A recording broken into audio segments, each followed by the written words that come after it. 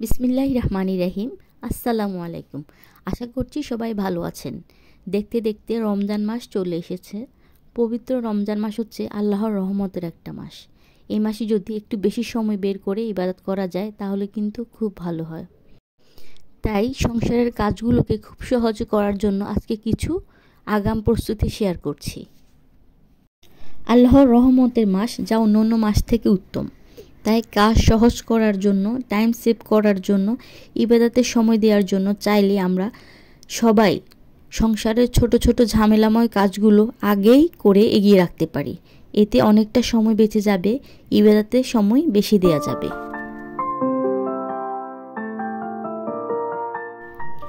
প্রথমে এখানে আমি কিছু ছোলা সেদ্ধ করে প্যাকেট করে রাখছি। এতে করে প্রতিদিন ছোলা ভিজানোর যে সময়, এই সময়টা সেভ হবে।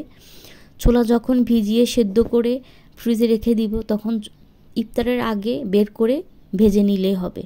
আর এখানে কিছু পেঁয়াজু বানানোর জন্য ডাল ভিজিয়ে রেখে ব্লেন্ড করে ছোট ছোট প্যাকেট করে রেখে দিচ্ছি। এতে করে প্রতিদিন ব্লেন্ডার করার ঝামেলাটা কমে যাবে।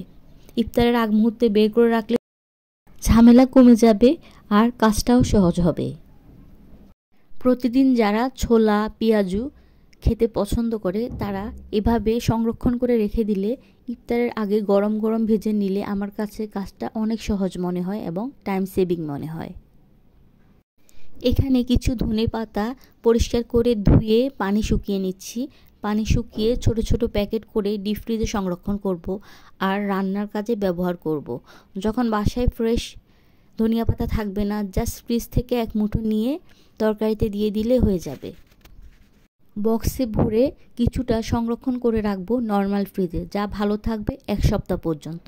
উপরে টিস্যু দিয়ে ভালো করে এয়ারটাইট বক্সে রেখে দিলে অনেক দিন পর্যন্ত নর্মাল ফ্রিজে ভালো থাকে। তারপরও কখনো হঠাৎ যদি ফুরিয়ে যায়, এজন্য ডিপ ফ্রিজে আমি সবসময় এভাবে ধনেপাতা সংরক্ষণ করে রাখি।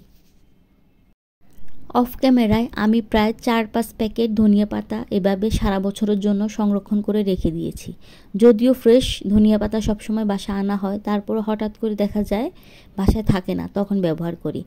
এখানে পাকোড়া বানানোর জন্য কিছুটা বাঁধাকপি সংরক্ষণ করে রাখতেছি। চাইলে এভাবে বাঁধাকপি, গাজর, ফুলকপি ফ্রিজে সংরক্ষণ করে রাখতে পারেন। অবশ্যই ডিপ ফ্রিজে রাখতে হবে। আর এখানে কিছু পেঁয়াজ রেখে দিচ্ছি ডিপ ফ্রিজে।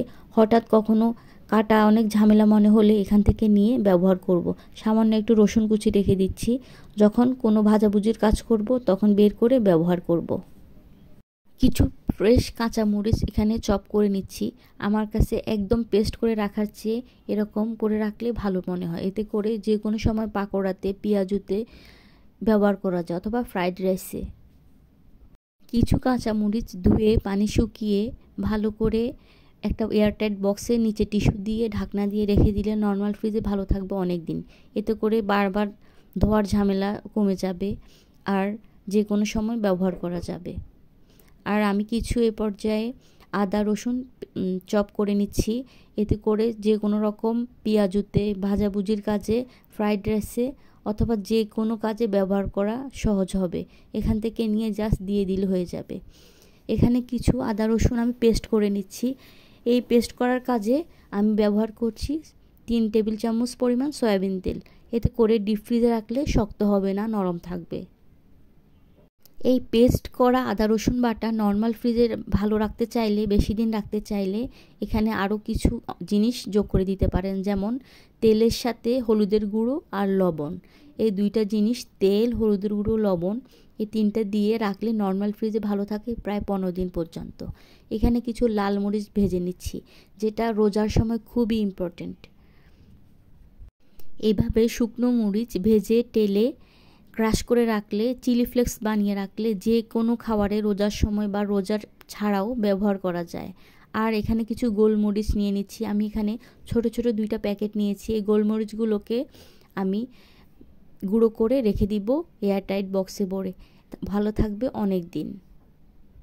কিছু জিরা আর ধনিয়া একসাথে তেলে ব্লেন্ড করে রেখে দিতে পারেন। এতে করে যে কোনো খাবারে ব্যবহার করলে স্বাদ বেড়ে যাবে অনেক গুণ। আমি কিছু জিরা ব্লেন্ড করে রাখতেছি আর কিছু ধনিয়া হালকা তেলে ব্লেন্ড করে রাখতেছি। চাইলে একসাথেও বানিয়ে রাখা যাবে। আর যে কোনো খাবারে ব্যবহার করলে, যে কোনো পাকোড়ায় ব্যবহার করলে এর স্বাদ বেড়ে যাবে বহুগুণ। চাইলে গরম মশলা মিক্সডও বানিয়ে রাখা যেতে পারে। আমি কিছুদিন আগে তৈরি করেছি, তাই আর এখন করছি না। সব বাসায় যেহেতু ছোট বাচ্চারা রোজা রাখে, তাই তারা ইফতারের সময় আশা করে থাকে আজকে নতুন কি হবে। এজন্য পাকোড়া অথবা চিকেনের যে কোনো আইটেম বানাতে সবথেকে ইম্পর্টেন্ট জিনিস যেটা, সেটা হচ্ছে পেঁয়াজ বেরেস্তা। তাই অবশ্যই চেষ্টা করবেন রোজায় কিছুটা পেঁয়াজ বেরেস্তা আগে করে সংরক্ষণ করে রাখতে। এতে করে কাজ অনেক সোজা হয়ে যায়। আমি এখানে কিছুটা পেঁয়াজ কেটে বেরেস্তা করে নিচ্ছি আর সংরক্ষণ করে রাখবো এয়ারটাইট বক্সে। এতে করে যখনই কোনো চপ বানাবো বা চিকেন দিয়ে কোনো কিছু, কিমা দিয়ে কোনো কিছু বানাবো, এই বেরেস্তা ব্যবহার করে খুব সহজে তৈরি করা যাবে। আর বাচ্চারা তো চপ বা চিকেনের কোনো আইটেম খেতে এরকম ট্রেতে জমিয়ে যে কোনো কিছু এয়ারটাইট প্যাকেটে নিয়ে নিলে, অর্থাৎ জিপলক ব্যাগে নিয়ে নিলে ফ্রিজে জায়গা সেভ হয়। এখানে আমি আদা রসুনগুলো এয়ারটাইট বক্সে রেখে দিচ্ছি। এতে করে যখন প্রয়োজন হবে কিউবগুলো নিয়ে জাস্ট ব্যবহার করলে হয়ে যাবে।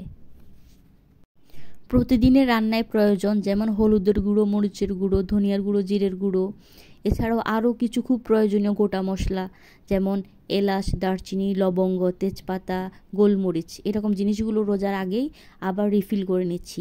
এতে করে খুব তাড়াতাড়ি শেষ হয়ে যাবে না, একসাথে শেষ হবে, আবার প্রয়োজনে আবার রিফিল করে নেওয়া যাবে। আমি এভাবে করে রিফিল করে নিচ্ছি। রমজানে ইফতারে সবার খুব প্রিয় একটি জিনিস হচ্ছে শরবত। আর এই শরবতে প্রতিদিন লেবু কেটে চিপা খুব ঝামেলার মনে হয়। এজন্য কিছু লেবু আগে চিপে সংরক্ষণ করে রাখলে এই রস ব্যবহার করা যাবে ইফতারের সময়।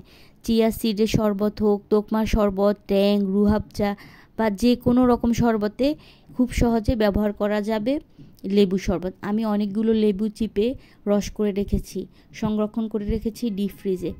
আর কিছু কিমা সংরক্ষণ করে রেখেছি। এভাবে করে কিমা সংরক্ষণ করে রাখলে নুডলস, পাস্তা অথবা দেখা যায় যে কি হালিম রান্না করতে চাইলে বের করে ঝটপট হালিম রান্না করে নেওয়া যায়। এজন্য আমি অফ ক্যামেরায় কিছু চিকেন কিমা আর অনেকগুলো লেবুর রস সংরক্ষণ করে রেখেছি। এতে করে ইফতারে অনেক কিছু আইটেম হুট করে ফেলা যাবে। ভিডিওটি যদি ভালো লেগে থাকে অবশ্যই লাইক, কমেন্ট, শেয়ার করে পাশে থাকবেন। এতক্ষণ সাথে থাকার জন্য অসংখ্য ধন্যবাদ।